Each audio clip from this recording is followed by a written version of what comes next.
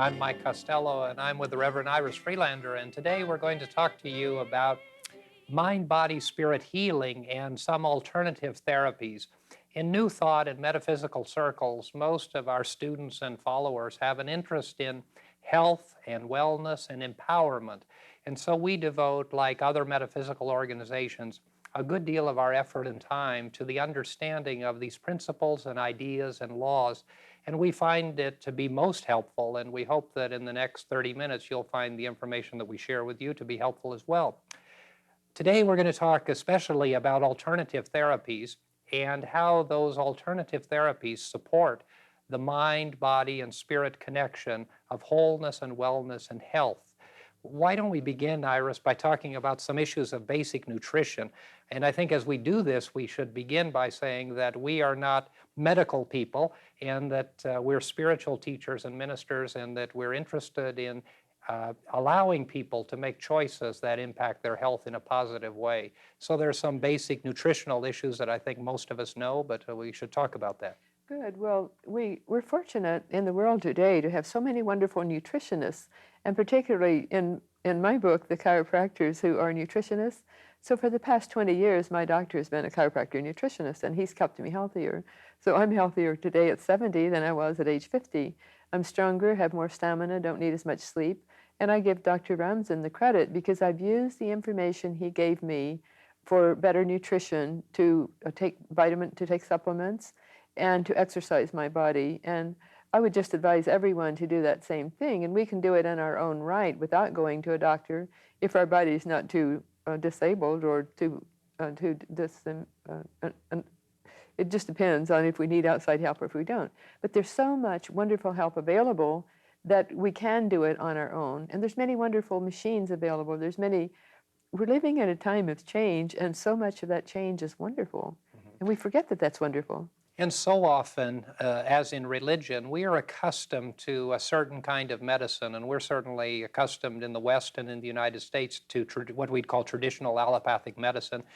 But we also today have a lot of influx of population from other parts of the world, and also we have an awareness of other modalities and techniques that contribute to healing and health and well-being. Some of these aspects of healing don't necessarily have to do with the healing of diseases or illnesses, and we want to talk about that as well, but have to do with simply issues of lifestyle. And one of the things that we know in metaphysics is that we begin our lifestyle changes by strengthening the way that we think and the thoughts that we have and operating in a very positive way. Nutrition is another issue, and so often in conventional medical science, we don't see the emphasis on nutrition that we see in some of the other areas and specialties like chiropractic or nutritional therapists. Yeah. And so that aspect of nutrition, of the things that we take into our body and the supplements as well are very, very important. As you know, one of the things that I do is manage hospitals and nursing homes, medical buildings, which are very traditional in their view. But in our nursing homes, and we operate a number of nursing homes in our company, and over the years, as I've talked to residents in our nursing homes, and many of them are not debilitated, they simply live in a nursing home because they need and want to have supportive care and want to have an environment that provides them with a level of comfort that they need. But so often when I talk to elderly people in our nursing homes who are vibrant and well and ask them what it is that they do to stay well, of course, many of them will say that they think positive things or they read the Bible or they go to church. But the one kind of universal thing is that they take supplements. Good. Very interesting. That is very interesting, and it's very wonderful. And as you know, I think we need medical doctors, so I'm not talking against the medical profession by any means. But I think as a whole, we need to be self-responsible. And those of us who become self-responsible are healthier, have stronger, healthier bodies. And just like those people in your nursing home are careful, they don't just eat just anything. They eat thoughtfully, and they decide what they want to eat. And that doesn't mean you can't have desserts. It doesn't mean you can't have anything you want. It just means food in moderation, not too much sugar, and to choose our supplements wisely.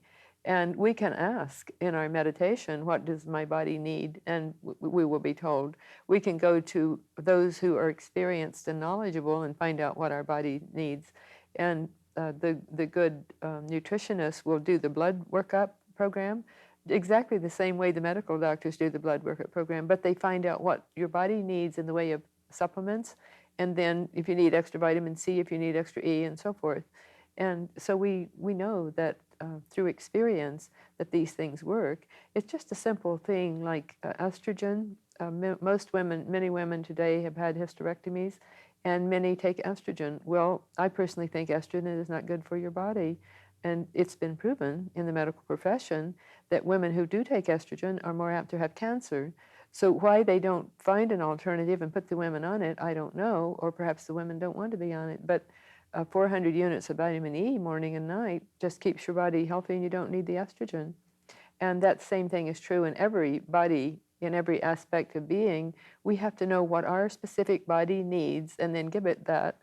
And if we do, and exercise just even moderately, then we'll stay healthy and strong. My dad lived to be 90, and he was so healthy all those 90. Well, he lived to be 92, and his last 2 years were not particularly good, and he couldn't exercise and he couldn't eat properly. But those 90 years were wonderful, and he lived the way you described the people, the older people in the nursing home live, thoughtfully. Yes, and what we're talking about is our participation, not us, Yes, but yes. all of our individual participation in making health decisions and in looking at ways in which we can enhance our health. And we're talking today principally about physical health, Yes. but it does have an impact upon our mental health and upon our spiritual health. And that we need to be active participants. And so often we are happy to sit in the pew, so to speak, and we see that in church. Yes. And of course, we're not the kind of church where people sit in the pew and listen to us tell them how to live. Instead, we talk about ways in which people can change their way of thinking and empower themselves to make their own decisions and make their own life choices.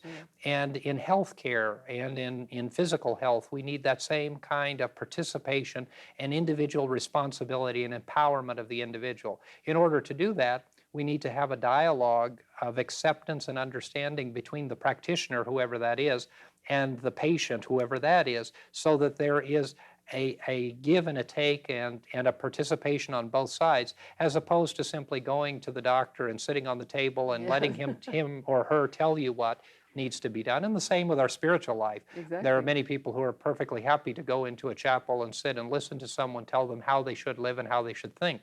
But if we move from that mentality, and certainly we have no quarrel with those who are comfortable in that environment, but we find many, many people who do want to participate, who do want to question, who do want to come to know more about themselves, both physically and spiritually, and those are the kind of people we're talking to and about. You touched on a very important issue, and that was meditating for the needs of your body. And let's talk a little bit about that. Well, we can ask. As you know, I've been meditating for many years, and I found that we can ask any question in meditation. I've been meditating 50 years, and you can ask any question in meditation and get your answer. And sometimes the answer would be to see a certain practitioner, doctor, and other times it would tell us what we need, and another time we can find, do we need to change this? And if we ask questions and don't get an answer, then we need to rephrase that question to get a more simple answer. For example, just yes or no, to rephrase it so that it comes through that way, because there's nothing we can't get for our own needs through meditation. We can get all the answers we need, and we will be directed to those areas where people know more than we do, and very often that's the case that we need to do. But it all comes down to self-responsibility. We have to be responsible for our own lives and our own health and our own everything, because we can have ministers tell us the wonderful things that are possible. Doctors tell us the wonderful ways we can live, but if we don't do it, then it doesn't do nothing happens. So we need to be in the environment of church and home and so forth, and wherever that we need experienced help and get it, but then to know that we are responsible and we have to do it. And I think we're coming into that time. The mass consciousness is more into self-responsibility. It's a wonderful thing to see that people are, and they're willing to try new things. And everyone knows that all of life is change. And so these wonderful new ways are coming in. and new ways of healing and Exactly. offering alternative kinds of therapies. One of the things that has gained some popularity today, and we see it in our psychological practices, is the use of color therapy Yes. and music Yes. and sensory issues of treatment and therapy. And why don't we talk a little bit about color and the value that it has? That's such a wonderful aspect of being, and more, like as you said, more hospitals are using that. In the workplace, they're using it. They're using it in homes. If we have hyperactive children, then we know we don't put certain colors in around them, and that's such a wonderful thing. And most people, Corinne Helene was a wonderful metaphysical teacher who worked with the Rosicrucian order to a great extent, and she has marvelous books on color and healing and music, and the color and music go together. And that's all so important. And each color has specific musical notes and vice versa. So we can choose either and then get the other automatically. But that's so wonderful that we're able to do that. And generally speaking, color is pink would be love. And that's always very good. And there's a lady named Linda, I think her name is Wright, who did color therapy, and she taught people to surround themselves with pink light, and she had wonderful results with her healing work by having the people surround themselves with pink light. And sometimes I've done that in my meditation groups, group meetings, so that people will be able to respect themselves so much that they surround themselves with love and light. And that's very important, that we have to heal ourselves before we can heal others. And if we can remember that, with the American work ethic, we've been taught to put ourselves last. If we put ourselves first, it's egotistical. That isn't true. We have to take care of our own bodies, our own minds, our own spirits before we can help others. And then religion has taught us, especially in the West, that we are by nature deprived, and we are by nature separated from God, and we are by nature bad, and all of the kinds of things that are totally foreign to New Thought and to metaphysical circles. And so this process of changing the way that we think about ourselves and our world has a dramatic impact. And back to the issue of color therapy, and of course, as I mentioned earlier, psychologists are using that a great deal. And the same is true of visualization. Yes. And we, of course, in metaphysics have used visualization for hundreds of years, and it's a tremendous aspect to bring about healing, but also it's a tremendous aspect to be able to center ourselves and to be able to bring healing in the midst of the most challenging circumstances. So often we see people who are suffering with horribly painful diseases, or we see people in the end stages, and we don't have a fear of using that term because it's the end stage of this physical life.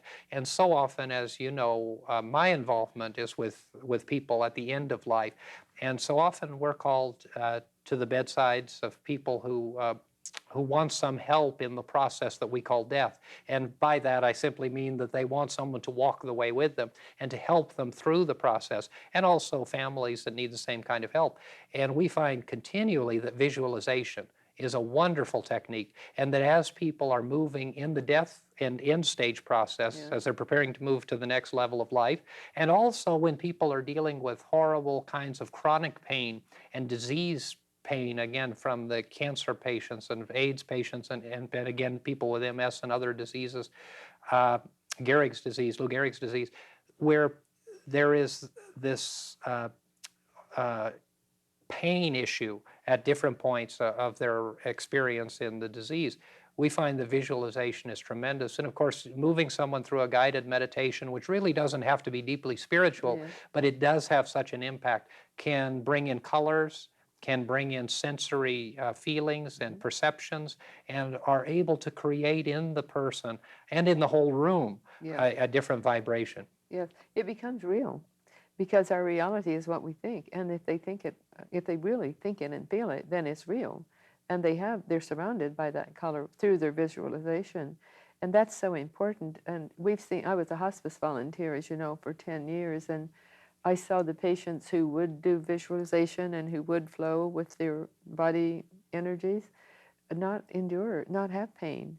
And those who fought it and were fearful then had the pain. And it's a terrible thing when they can't be reached in that way. And I've told you about being with my aunt who died, and the mortician who claimed to collect her body said, she was so beautiful, and she really was. Her body was wasted and wasn't. She didn't look like she had at all because her body was so wasted from illness. But she had a certain beauty, an unearthly glow, because she wasn't fearful nor tense at all as she went over into God's great country. And so the mortician said how beautiful, she exclaimed over it several times. And I've seen that in my hospice patients too, to a very great extent. And I'm sure you've seen it in your work, in both business and in your ministerial work, that if we're fearful, if we have fear, we're tense. If we're tense, the pain is intense. And if we relax and meditate and visualize, then we can, it's not there. And Dr. Simonton has really gone far with that. But he found that people were often self-defeating in his wonderful work with that. I'd like to address something further about the alternative energy medicine that's available today. There's the Edgar Casey, I think, was brought the science and metaphysics together to a very great extent, because he was very scientific in some of the information he gave, although many people might not recognize it as being that. And many scientists today are very metaphysically oriented.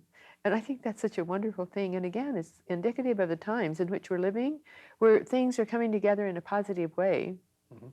And I think we find more scientific people who are very interested in metaphysics because of the fact that metaphysics offers so many viable alternatives that are palatable, if you Yeah. will, to science. Yeah. And of course, one of the things that science understands is that that the levels of life and that all of life actually is a process of energy and movement. Mhm. And that if we can create an awareness or a control or a direction of this energy, that we can do positive things. Exactly. But you know what they found with the energy medicine is they can create what you just said synthetically if the person will relax and accept it. And so they use these. There was a doctor from Scotland and later England who worked in Hong Kong. Her name was Margaret Patterson, and they called her Meg, Dr. Meg Patterson. And she found that there was a Dr. Wen in Hong Kong, this was in the early 80s, that he was able to control drug addicts, for example, with acupressure, with acupuncture, by putting the needles in the certain meridian lines and ley lines of the body. And so then she found that by creating an electrical current that would go to those points, then you didn't have to puncture the skin. And that was back in the early 80s, and now they've perfected that even more so that they have and she called it a brain tuner, because she worked with the endorphin level and of the body and brought the endorphin level up. And so now there's even more sophisticated machines, but very simple, that you can use to regulate your brain energy to make it smooth and peaceful. Just like we can regulate our physical body structure through the endocrine glands by balancing the chakras, it's the same idea. But they can do that with the brain. I think that's so wonderful. And actually, I didn't realize to what extent this work has been done. But anyone could go to the library and look up energy medicine and brain tuner. I'm sure something about that would be in the library, in any big library, because it was in magazines back in the early 80s, her work. And she worked with a rock star of the WHO group, Peter Townsend. And I guess many younger people would recognize Peter Townsend right away, but he was totally wasted as a drug addict and came to this country looking green and death-like. And within 6 days, he was out playing tennis because she used that brain tuner on him and got his brain regulated. And isn't that a wonderful thing? Very, very wonderful. And also it is a great example, I think, of the fact that today, and again, as the planet is becoming smaller and we're marrying East and West in a true relationship, that so many people from the Eastern philosophies, and when you talk about acupuncture, energy levels, meridians, energy meridians, in Oriental medicine and in the East, in the Far East, the philosophy of healing and healthcare have been for centuries the attunement of the energy levels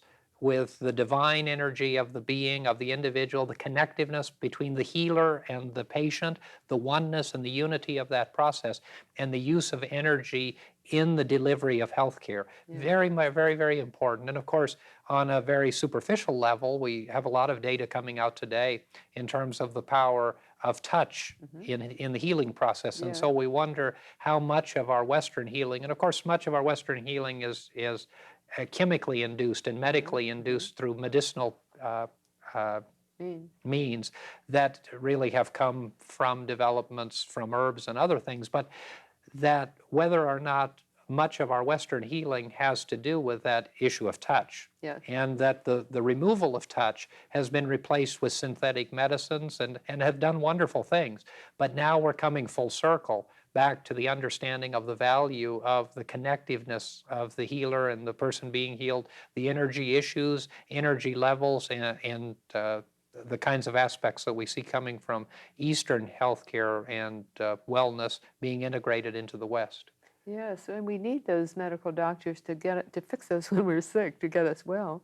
But they have, again, it's self-responsibility. We have to be responsible for our own health because there's not enough doctors in the world to keep everyone healthy if we are not responsible for our own health, and not enough money in the world to fund that. So we have to be responsible for going into the within and keeping our own bodies healthy. And it's a wonderful thing that in the West here, we're recognizing what you just said is to be true, that in the East, they were using these means of energy medicine long before. And this is what Dr. Meg Patterson found, that the acupressure needles stimulated the exact points that she could stimulate with the little electrical box and the current going through the body, but it was stimulating those points. And those doctors have been doing this for centuries, and we're just now coming into it. There's a clinic in Phoenix that I visited in the early 80s, and they were Dr. William McGarry, and he used a lot of the Edgar Cayce means of healing, and he used energy medicine then. There was a Dr. Fetzer there who was quite well known throughout the world as for the energy medicine that he was using. I understand that in Germany, they've been using energy medicine a great deal more than they have here, and in the Soviet Union, than they have in our own country.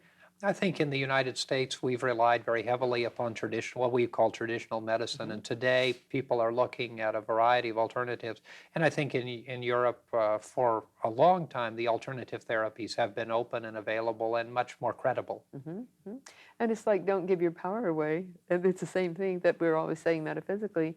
We have to be our own physician, and we have to seek help outside, but we have to be our own. But these machines that are becoming more available to everyone are so wonderful because they help us regulate our energies, our body energies, so that we are aligned in mind, body, and spirit in a very viable way. And you can do with, like the biofeedback machine is a good example. People who had meditated for ages would use a biofeedback machine and go into a better meditation by seeing it being guided. And it was a wonderful help, and has been a wonderful help to many. And for many years, even in psychology, people talked about biofeedback as being useless and ridiculous. And then, of course, we came to find that it was tremendously valuable, and it is tremendously valuable. And so it is important that we're open to these new modalities of care.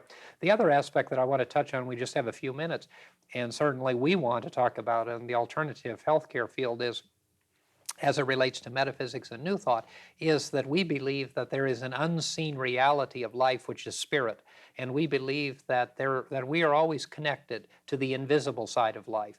And that invisible side of life, and that the presence and power of God, if we choose to call it God, but that divine power and strength is always undergirding us and is always providing a constant flow of energy and healing and strength to us who are in the physical realm. And also there are a myriad of angelic beings that are bringing this power and this strength back and forth between the seen and the unseen aspects of life. And as we look at alternative healing, it's very important that we espouse and share the thought that we have, that there is this tremendous amount of energy that is unseen, that is constantly flowing into and through us. and available to us. You know, in the church on Wednesday evenings, when we do our prayer work at the end of the meditation time, you can see the energy building in the church so that it forms a halo over at the top of the room. And then the angels of healing take that energy where we direct it, and they take it where it's most needed, because that's the way we ask for it to be done. And that happens in every church, in every group, even if people don't realize it, if they're true, if they're sincere in their work. And that's what you're just saying. And when we do the healing work for anyone, we're just helping to align their energy bodies in a more healthful way. Absolutely. And as that prayer goes forth and as that meditation goes forth, it compounds and supplements any other healing that's going on.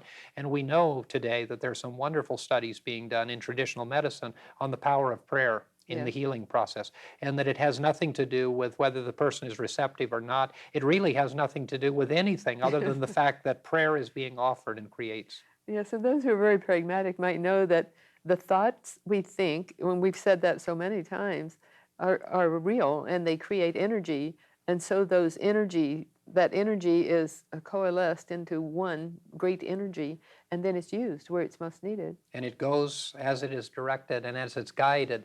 And during this last 30 minutes, the Reverend Freelander and I have been sharing with you ideas and concepts on alternative healing in New Thought and in metaphysical circles. And we hope that you found this information useful.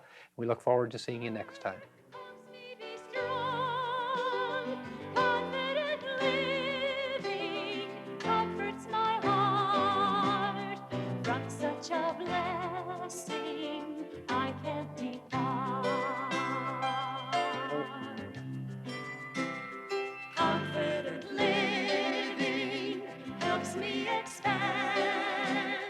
Visions of value, the kingdom at hand. Confident living, talent to win. Gift of the Spirit moves from within.